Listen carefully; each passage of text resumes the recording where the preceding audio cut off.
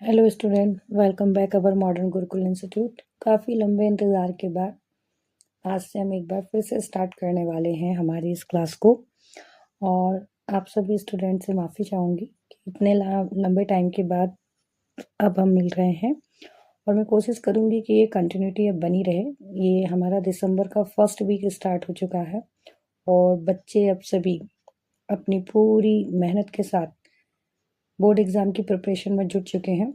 इसी प्रिपरेशन को आगे कंटिन्यू रखने के अकॉर्डिंग ही मैंने ये सीरीज़ स्टार्ट की है। अगर आपने इन चैप्टरों के जो चैप्टर हम स्टार्ट कर रहे हैं और सारे ही चैप्टर करूँगी, मैंने सिर्फ केवल उनको प्रायोरिटी उनके नंबर बेस पे दी है। पहले जो इजी चैप्टर हैं और जो बेसिकली पूछे ही जाते हैं क्वेश्चंस, ऐसे ही क्वेश्चनों को मैं स्टार्ट करने वाली हूँ।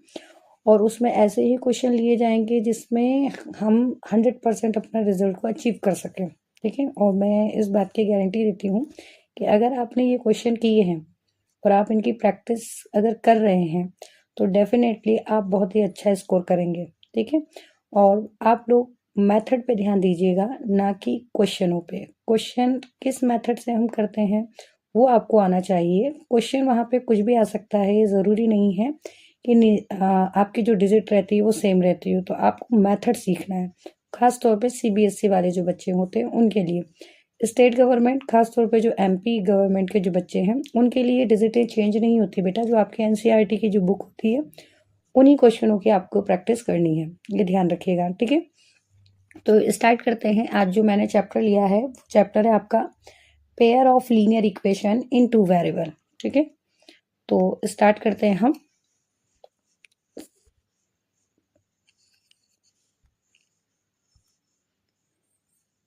सबसे पहले हम देखते हैं, जैसा कि चैप्टर का नाम है हमारा pair of linear equation in two variable, तो इसके पहले बेसिक में आपको जानकारी देती हूँ कि पेयर ऑफ लीनियर इक्वेशन होता क्या है। ठीक है, तो जैसे इसका नाम है पेयर, तो पेयर का मतलब होता है जोड़ा, यानी कि दो। तो यहाँ पर पेयर से मतलब यहाँ पर दो इक्वेशन से हैं। तो दो इक्वेशन को हम किस तरह से डिनोट करते हैं पहले ये भी समझ लेते हैं हम। इन्हें डिनोट किया जाता है a1x plus b1y plus c1। और कोई भी इक्वेशन पूरी तब मानी जाती है जब यहाँ पर कोई नंबर आपका डिनोट हो, या तो ये सी ही यहाँ पर होता है, अदरवाइज यहाँ पर ये जीरो को हम इंक्लूड करता है। ठीक है, तो हमारी ये फर्स्ट इक्वेशन मानी जाती है। ठीक है, सेकेंड इक्वेशन जो हम लेते हैं वो ऑलवेज क्या रहेगी आपकी, a2x plus b2y plus c2 और इक्वल में 0। ये दो ही इक्वेशन आपकी इस पूरे चैप्टर में आपको देखने मिलेंगी। ठीक है ना, और इस टाइप की देखने को मिलेगी। अब इसके नाम को पहले समझते हैं। क्या लिखा, पेयर। पेयर मतलब कि यहाँ पर दो इक्वेशन से है, और लीनियर इसलिए क्योंकि जिसकी आप जिन्हें बच्चों को पता है कि जो टाइप्स ऑफ इक्वेशन हम पढ़ते हैं उसमें हम पढ़ते हैं लीनियर इक्वेशन, क्वाड्रेटिक इक्वेशन और क्यूबिक इक्वेशन। और जो आपका थर्ड चैप्टर है ये आपका लीनियर इक्वेशन है। सेकेंड जो चैप्टर इसके पहले जो है वो आपका क्वाड्रेटिक इक्वेशन पे डिपेंड करता है। तो लीनियर का मतलब होता है जिसमें मैक्सिमम पावर कितनी होती है, 1 होती है। मतलब कि यहाँ पे जो पावर होती है वो केवल कितनी रहती है, 1। कभी भी इन जो आप जो थर्ड चैप्टर पढ़ेंगे इसमें कभी भी स्क्वायर या क्यूब देखने को आपको नहीं मिलेगा। ऑलवेज कितनी पावर मिलेगी आपको, 1 ही पावर मिलेगी। दूसरी चीज यहाँ पे लिखा है, देखिए टू वेरिएबल। तो वेरिएबल यहाँ पे कौन है, एक्स और वाई। यहाँ पे ऑलवेज टू ही वेरिएबल आपको देखने को मिलेंगे। टू वेरिएबल मतलब यहाँ पर एक्स वाई मिल सकते हैं आपको, एस टी भी मिल सकते हैं आपको। ठीक है, और एस टी के बाद यहाँ पर एक्स वाई के बाद ए बी भी, जैसे कई जगह पे अगर आप देखने को मिल जाए। बट ए बी इसलिए नहीं रखा जाता है क्योंकि जब हम इसका इंट्रोडक्शन पढ़ते हैं तो यहाँ पे ये कॉन्सोनेंट नंबर, कोफिशिएंट नंबर जो इसके साथ के होते हैं उसे ए बी सी करके डिनोट करते हैं। तो इसके अदर के नंबर जितने भी होते हैं आपके एक्स टी एक्स वाई, इस तरीके से पेयर में आपको मिलते हैं। तो आप ध्यान रखिएगा, लीनियर क्यों, क्योंकि मैक्सिमम पावर इसकी क्या है, 1 है।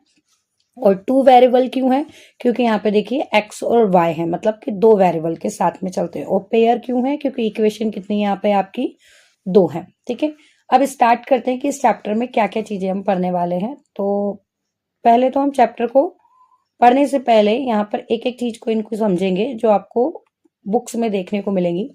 रिलेशनशिप ठीक है, are two lines and equation, यानी कि ये जो इक्वेशन है इनके बीच के जो रिलेशन है उनको पढ़ना। देखिए यहाँ पे क्या लिखा है हेडिंग में, standard form of two equation. ये मैंने इसलिए यहाँ पर लिख के डिनोट किया है क्योंकि कई बार एग्जाम में पूछा जाता है कि right the standard form of two equations, linear equation, या फिर क्वेश्चन ये भी पूछा जाता है कि right the standard form of quadratic equation. चलिए देखिए, इसी से अगर टॉपिक निकला है तो मैं बता भी देती हूँ कि क्वाड्रेटिक इक्वेशन का अगर आपसे स्टैंडर्ड फॉर्म लिखने के लिए पूछे तो ध्यान रखिएगा उसे हम कैसे लिखते हैं, a x square plus b x plus c equal 0। ठीक है, अगर कभी भी आपसे स्टैंडर्ड फॉर्म किसका पूछे यहाँ पर क्वाड्रेटिक इक्वेशन का तो हम ये लिखते हैं, और कभी भी आपसे इक्वेशन यहाँ पे स्टैंडर्ड फॉर्म की पूछे किसकी, लीनियर इक्वेशन की, तो केवल आप इसमें से कोई भी एक इक्वेशन लिख सकते हैं। पर पेयर ऑफ लीनियर इक्वेशन अगर बोले तब आपको ये दोनों ही इक्वेशन लिखना पड़ेंगे। ये तीनों चीजों के डिफरेंसेस को याद रखिएगा। क्वाड्रेटिक पूछता है तो ये फॉर्म है, पेयर ऑफ लीनियर इक्वेशन पूछता है तो दोनों आपको लिखना है, और केवल अगर लीनियर इक्वेशन आपसे पूछता है तो आप उससे a x plus b y plus c इस तरीके से आप उसे डिनोट कर सकते हैं। ठीक है, 0 लगाना मत भूलिएगा। अब यहाँ पे लाइंस के बारे में बोला गया, लाइंस कैसे, ये भी मैं आपको बता देती हूँ। लाइंस एक आपकी इस इक्वेशन के लिए डिनोट करेगी, यानी कि फर्स्ट के लिए, और एक लाइन आपकी सेकेंड इक्वेशन के लिए डिनोट करेगी इस इक्वेशन के लिए। ठीक है, तो यहाँ पे अब हम लाइंस के रिलेशन को और इक्वेशन के लाइन किस तरह की होगी, तो एक किस तरीके का रिलेशन शो करेगा लीनियर इक्वेशन, इसको हम समझने की कोशिश करते हैं। ठीक है,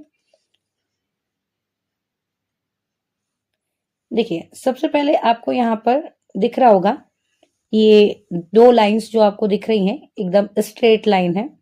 इन स्ट्रेट लाइन को हम कहते क्या हैं, आप इनको समझना। ठीक है, स्ट्रेट लाइन जो हमारी होती है, जैसे कि दो ऐसी लाइनें जो कभी भी एक दूसरे को क्या ना करें, कट ना करें, और ये सीधी चलती चली जाए, और इनके बीच की डिस्टेंस ऑलवेज कैसी रहती है, सेम रहती है। मतलब जितनी यहाँ पर है यहाँ पर, उतनी ही यहाँ पर रहेगी, उतनी ही यहाँ पर रहेगी। और बिकॉज ये दोनों एक दूसरे को कहीं पे भी आगे भी अगर हम इसको कंटिन्यू कर दें यहाँ से, और यहाँ से भी अगर हम कंटिन्यू कर दें, तो ये एक दूसरे को कभी भी कट नहीं करेंगे। ठीक है, और जब ये एक दूसरे को कभी भी काटेंगे नहीं, कट नहीं करेंगी, तो ऑब्वियसली सी बात है कि इनका सॉल्यूशन होना पॉसिबल ही नहीं है। ठीक है, तो इसीलिए इसे बोला जाता है क्या, नो सॉल्यूशन। देखिए इसमें तीन चीजें पूछी जाती है, तो पहले तो मैं इनका नाम बताती हूँ कि ये जो आपकी इक्वेशन है, ये जो लाइनें हैं, ये किस तरह की आपकी लाइनों को डिनोट करती हैं। तो सबसे पहले तो हम इसको देखेंगे, तो ये पैरेलल लाइन को डिनोट करती है। किस लाइन को डिनोट करती है, ये पैरेलल लाइन को डिनोट करती है, तो हम इसको क्या लिखेंगे, पैरेलल लाइन। ठीक है, तो देखिए सबसे पहले इस लाइन का हम नाम लिखते हैं, इन दोनों लाइनों के, तो ये आप याद रखिएगा, इसे हम क्या लिखते हैं, पैरेलल लाइन। ठीक है, अब ये पैरेलल लाइन से इसका मतलब ये दोनों एक दूसरे को कभी भी कट ही नहीं कर रही हैं, इंटरसेक्ट ही नहीं कर रही हैं। तो ऐसी कंडीशन में इसका सॉल्यूशन होना पॉसिबल है क्या, नहीं पॉसिबल है। तो इसी को क्या बोलते हैं हम, नो सॉल्यूशन। अगर आपसे पूछा जाए कि पैरेलल लाइन किस तरीके के सॉल्यूशन को डिफाइन करती हैं, तो याद रखिएगा ये नो सॉल्यूशन को डिफाइन करती हैं। किसको करती हैं ये, नो सॉल्यूशन। इनकी पहचान कैसे करोगे मैं वो भी आपको अभी शॉर्ट में बताऊंगी। ठीक है, ये क्या है चीजें, पहले तो अभी सिर्फ आप लाइन को ये ध्यान रखिएगा कि पैरेलल लाइन हमेशा नो सॉल्यूशन को डिफाइन करती है, और नो सॉल्यूशन जो होता है इसी के साथ इसमें एक और चीज पूछी जाती है कि ये लाइन कैसी है, कॉन्सिडेंट है या इनकॉन्सिस्टेंट है। तो याद रखिएगा इनसे बनने वाली जो इक्वेशंस होती हैं, ये इक्वेशन इज इनकॉन्सिडेंट होती हैं। ये कैसी होती हैं, इनकॉन्सिडेंट। ठीक है, इन कॉन्सिस्टेंट। ठीक है, इनकॉन्सिस्टेंट ये जो लाइनें होती हैं। अब इसके साथ बहुत ही इंपॉर्टेंट चीज, जैसे आपने पेयर ऑफ लीनियर इक्वेशन का स्टैंडर्ड फॉर्म देखा था, क्या था वो, a1x plus b1y plus c1 equal 0, फिर क्या था a2x plus b2y plus c2 equal 0। हमेशा जब भी आपको क्वेश्चन दिए जाएंगे तो इनमें आपको ऑलवेज दो इक्वेशन दे रखी होगी और इन दो इक्वेशंस में आपसे तीन चीजें वो पूछ सकता है। पहले तो वो डायरेक्टली आपसे पूछेगा कि भाई ये नो सॉल्यूशन है या आपका सॉल्यूशन है या किस तरह का सॉल्यूशन है, या फिर वो आपसे इसके रिलेशन को पूछ लेगा कि ये कंसिस्टेंट है कि इनकंसिस्टेंट है, या फिर ये पूछ लेगा कि भाई वो किस तरह की लाइन के रिलेशन को शो करे। तो आप करेंगे क्या? तो सबसे पहले आपको जो भी क्वेश्चन में इक्वेशन दे रखी होंगी तो उन्हें हम कंपेयर करेंगे इन दोनों इक्वेशन से, ठीक है। और इन दोनों इक्वेशन से जब कंपेयर करेंगे तो वो रेशियो ऐसा निकल के आता है आपका a1/a2, b1/b2 एंड c1/c2। यानी कि जो x के आपके नंबर्स होते हैं, x के साथ के, वो एक साथ होते हैं रेशियो में, y वाले नंबर एक साथ होते हैं रेशियो में, और c वाले नंबर एक साथ होते हैं रेशियो में। फिर ये देखा जाता है क्या इनका रेशियो आपस में इक्वल है। अगर इक्वल है तो हम आगे कंटिन्यू करते हैं, अगर हमारा इक्वल यहीं पे नहीं रहता है तो यहीं से हम इसको डिसकंटिन्यू कर देते हैं। तो इस वाली इक्वेशंस के अंदर हमें कैसे पता करेंगे? चलो मान लिया जाए हमने उसको कंपेयर भी कर लिया। कंपेयर करने के बाद अब हम ये देखते हैं कि भाई ये किस तरह की लाइन है। मान लो ये मुझे कुछ भी नहीं बताना है और मुझे सीधे सीधे इससे कंपेयर करके बताना है कि ये किस तरह की लाइन है, या फिर इसका सॉल्यूशन कैसा है, या फिर ये कॉन्सिडेंट है या नहीं है। तो आप जब कंपेयर करें और कंपेयर करने के बाद में मान लिया जाए इन दोनों का रेशो सेम आता है और इसका रेशो सेम नहीं आता है थर्ड वाले का, तो ऐसी लाइन किसको डिनोट करती है? पैरेलल लाइन को। ऐसा सॉल्यूशन किसको सॉल्व करता है? नो सॉल्यूशन को और इनकॉन्सिस्टेंट को। तो इसकी थर्ड चीज जो आप फॉर्मूले को मेन याद रखेंगे तो वो आपका होगा a1/a2 equal b1/b2 equal not equal c1/c2। देखिए एक ही में कितनी चीजें हमने डिनोट कर ली कि आपको इक्वेशन दे दी जाएगी, आपसे या तो लाइन पूछ लेगा, या तो आपसे सॉल्यूशन पूछ लेगा, या फिर आपसे कंसिस्टेंट इनकंसिस्टेंट पूछ लेगा, ठीक है। तो आप सॉल्व किससे करेंगे? ऑलवेज केवल और केवल इस एक फॉर्मूले से, ठीक है। अब ऐसे हम बात चलते हैं इसके दूसरे रिलेशन पे। ऐसे टोटल कितने रिलेशन है इसके? याद रखिएगा 3 रिलेशन है, ठीक है। अब हम नेक्स्ट रिलेशन को देखते हैं। देखिए ये लाइन आपको डिनोट करती हुई दिख रही है, ठीक है।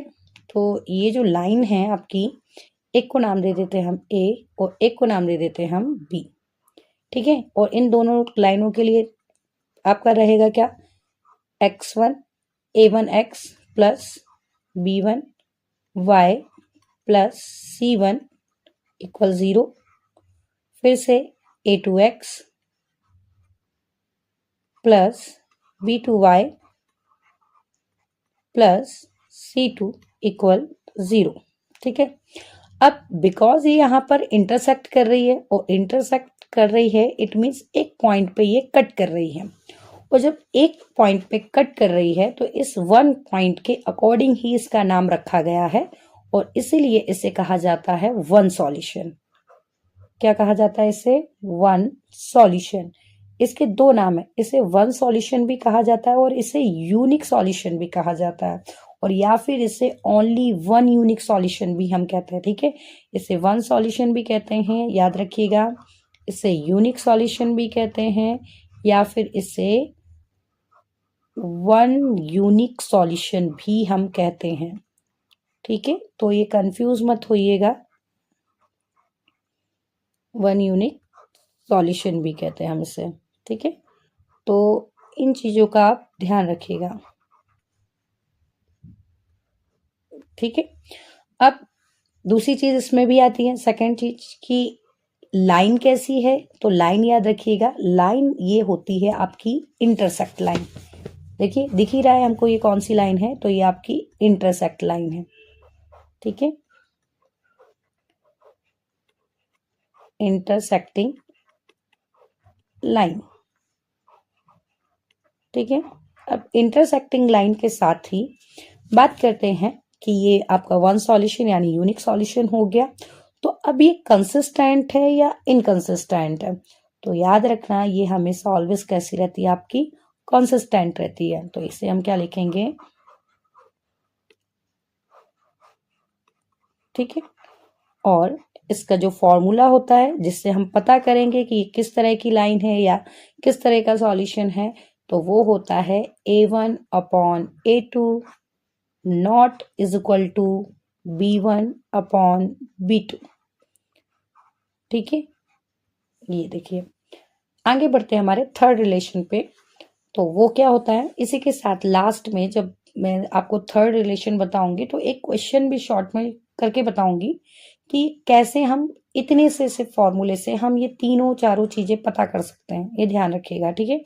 और जब हमारा नेक्स्ट वीडियो होगा तो उसके प्रॉपर जो हमारे चैप्टर के क्वेश्चन है, कुछ चैप्टर के क्वेश्चन मैं आपको सॉल्व नेक्स्ट वीडियो में दिखाऊंगी, ठीक है। तो हमारा देखते हैं थर्ड रिलेशन।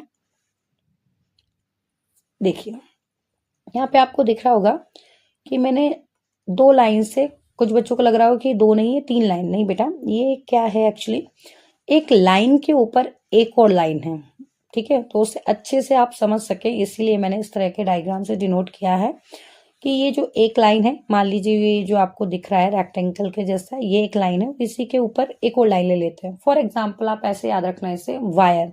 वायर क्यों कि देखो कॉपर का अंदर जो वायर होता है उसके ऊपर जो रबर होती है उसी की पूरी वो लेयर जाती है, तो मतलब एक लाइन के ऊपर एक और लाइन, ठीक है। तो इस तरह की जो लाइन होती है जो एक के साथ एक ऑलवेज हमेशा चलती है, चलती ही रहती है, ठीक है। तो वो लाइन कैसी होती है, सोचिए कैसी लाइन होती है। तो वो आपकी कोइंसिडेंट लाइन होती है। कौन सी लाइन होती है, तो पहले तो नाम को लिख देती हूं मैं। लाइन कैसी है, ये आपकी कॉन्सिडेंट लाइन है, मतलब लगातार एक साथ चलने वाली लाइन, ठीक है। अब ये कॉन्सिडेंट लाइन जो है, तो पहले तो इक्वेशंस को देख लेते हैं हम। तो इक्वेशन को मैं बार बार अब ना लिखते हुए डायरेक्ट आपको बताती हूँ कि ये किस तरह के सॉल्यूशन को सॉल्व करती है। तो बिकॉज कॉन्सिडेंट लाइन है तो लगातार एक साथ जाएगी, तो एक साथ जाएगी, जहां जहां तक ये जाएगी वहां वहां तक ये वाली भी लाइन जाएगी, ठीक है। तो जब ये दोनों लाइनें एक दूसरे के हमेशा ऑलवेज साथ चलती हैं, इसीलिए इसके सॉल्यूशन को हम बोलते हैं इनफाइनाइट मैनी सॉल्यूशन। क्या नाम रखा गया इसका, इनफाइनाइट, ये infinitely many solution, many solution, ठीक है।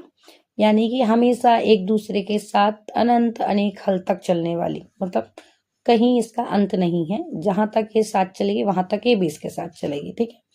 और ये कैसा सॉल्यूशन होता है, तो ये भी आपका कॉन्सिस्टेंट सॉल्यूशन ही होता है, ठीक है। ये आपका, ठीक है। अब इसका फॉर्मूला क्या होता है, तो इसका फॉर्मूला आपका होता है, बिकॉज ये इसके कई हल होते हैं, तो इसका A1/A2 इक्वल है आपका B1/B2, आपका C1/C2 होता है, ठीक है। ये आपके फॉर्मूले जितने भी थे इस टाइप के क्वेश्चंस के, वो मैंने आपको बता दी हैं यहाँ पर। अब मैं आपको ना एक क्वेश्चन करके बताती हूँ इसमें शॉर्ट में, फिर जब हमारा जो नेक्स्ट वीडियो रहेगा तो उस वीडियो में आप देखेंगे कि किस तरह के क्वेश्चंस इसमें हैं। बट फिर भी मैं आपको एक क्वेश्चन इसमें दे के जाती हूँ ताकि आप उसकी प्रैक्टिस करें, कुछ नहीं तो कम से कम आप उससे कंपेयर करने की तो प्रैक्टिस करें इक्वेशन में। आपने देखा था स्टार्टिंग में हमने इस तरह की इक्वेशन ली थी, A1x plus B1y plus C1 और इक्वल में क्या रहता था, 0। यहाँ पर A2x plus B2y plus C2 equal 0, ठीक है। अब एक और चीज देखिएगा, मैं यहाँ पर आपको एक इक्वेशन से सॉल्व करके बताती हूँ। जैसे लिखा है मैंने 2x minus 3y minus 8 equal 0। फिर यहाँ पे लिखा है मैंने 4x -6y -9 इक्वल 0। इस तरह की मैंने आपको इक्वेशन लिख के दे दी या क्वेश्चन में आपको लिख के आ गए और उसमें पूछ लिया आपसे कि ये जो है आपको ऑन कंपेयरिंग द रेशियो और आपको वैल्यू दे दी A1/A2 B1/B2 C1/C2 तो find out the following the pair of linear equation are consistent या इनकंसिस्टेंट या फिर पूछ लिया कि मैनी सॉल्यूशन नो सॉल्यूशन या इनफाइनाइट सॉल्यूशन तो कुछ भी पूछ सकते हैं। देखिए आपको जो ये लिखे हुए हैं कि ये इस तरह की लाइन है क्या, कि ये इस तरह का सॉल्यूशन है क्या, कि ये इस तरह की लाइन, तो आप क्या करेंगे? तो इन सभी के लिए आप सिंपल पहले इस रेशियो से कंपेयर करो। रेशियो से कंपेयर मैंने आपको कहा था कि x की वैल्यू x के अपॉन में आती है, तो यानी कि इसका मीन्स क्या हो जाएगा, आप ऐसे समझिए, मैं आपसे बोलूं A1/A2 इसमें क्या है, तो ये जो x की वैल्यू है ना, आप इनको रख लीजिए 2/4, ठीक है। एक्चुअली होता क्या है, तो बोलेंगे बच्चे सोचते हैं कि ये x क्यों नहीं रखा, तो बेटा आप जैसे x रख भी लो, मान लिया जाए आपने x रख भी लिया, तो x से x क्या हो जाता है कैंसिल, तो बचता तो केवल क्या है 2/4 ही बचा ना। तो इसीलिए ये कंपेयर जब हम करते हैं तो ये x को या जब b से हम कंपेयर करते हैं तो y को इनको हम नहीं रखते हैं। इस चीज को मतलब आप लोग याद रखिएगा कि इनको नहीं लिखा जाता है, ठीक है। तो केवल किसको लिखते हैं हम, केवल हम डिजिट को लिखते हैं। इन चीजों को ध्यान रखिएगा आप, ठीक है। तो आगे देखते हैं हम इसमें, फिर B1/B2 क्या होगा यहाँ पर, तो V1/B2 यहाँ पर आपका 3 क्या है 6 है, और आगे बिकॉज इसमें माइनस का साइन है तो हम क्या लिखेंगे माइनस। फिर बारी आती है किसकी, C1/C2 की, तो वो क्या है हमारे पास में -8/-9। अब इन तीनों को हम एक साथ रखते हैं तो क्या है ये 2/4, फिर क्या है यहाँ पर -3/6 माइनस का, फिर क्या है ये 8/-9 डिवाइड करते हैं। अगर हो जाता है ऐसे में ही आपको डिवाइड करना, ये नहीं कि आप इससे इसको डिवाइड करने पहुंच गया, इससे इसको डिवाइड करने पहुंच गया, नहीं, ये जो रेशियो है ना ये आपस में ही केवल कट हो सकते हैं, ध्यान रखिएगा आप, क्योंकि उसी के बाद ही आपको साइनों को यूज करना है। तो मतलब 2 1 जा 2 2 2 जा 4 एंड 3 1 जा 3 3 2 जा 6, माइनस से माइनस कैंसिल, 8 और 9 तो कटता नहीं है, तो क्या बचा ये 1/2 इक्वल 1/2 और नॉट इक्वल 8/9, क्योंकि देखिए ये भी माइनस से माइनस क्या हो जाएगा आपका कैंसिल हो जाएगा। तो याद कीजिए, रिवर्स हम चलते हैं इस टाइप का, देखो कि दो ए फर्स्ट वाला इक्वल है, लास्ट वाला इक्वल नहीं है, तो ऐसी कंडीशन में हमने कौन सा सॉल्यूशन देखा था वो हम देखते हैं।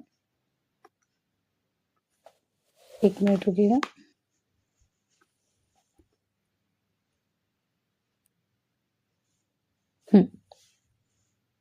देखिए ये देखा था हमने नो सॉल्यूशन। नो सॉल्यूशन मतलब आगे के दो इक्वल हो पर लास्ट वाला इक्वल ना हो तो क्या होता है, नो सॉल्यूशन होता है। लाइन पूछ ले तो पैरेलल लाइन होती है, और अगर कॉन्सिस्टेंट और इनकंसिस्टेंट लिखा हो तो याद रखिएगा क्या होता है, वो इनकंसिस्टेंट होता है। तो यानी कि ये किस तरह का है आपका, नो सॉल्यूशन वाला है, ठीक है। तो इस तरीके के क्वेश्चंस जो होते हैं वो आपको देखने को मिलते हैंगे, ठीक है, और आपको इस तरीके से उसको क्या करना पड़ता है, सॉल्व करना पड़ता है। ये मैंने आपको सिर्फ अभी बेसिकली समझाया है कि ऐसा होता है। जब हमारा नेक्स्ट वीडियो हम करेंगे तब उसमें आप देखिएगा कि ये क्वेश्चंस कैसे पूछे जाते हैं और हमें सॉल्व कैसे करना होता है, ठीक है, तब हम डिटेल में समझेंगे। मिलते हैं हमारे नेक्स्ट वीडियो के साथ, तब तक के लिए बाय बाय। और जितनी हो सके उतनी ज़्यादा प्रैक्टिस कीजिए, क्योंकि मैथ्स बेटा प्रैक्टिस से ही आता है। विदाउट प्रैक्टिस आप सोचेंगे कि सिर्फ मैं देख के समझ जाऊं, तो आप उतनी देर के लिए समझ भी जाएंगे, एग्जाम में आप उनको सॉल्व नहीं कर पाएंगे, ठीक है। बाय।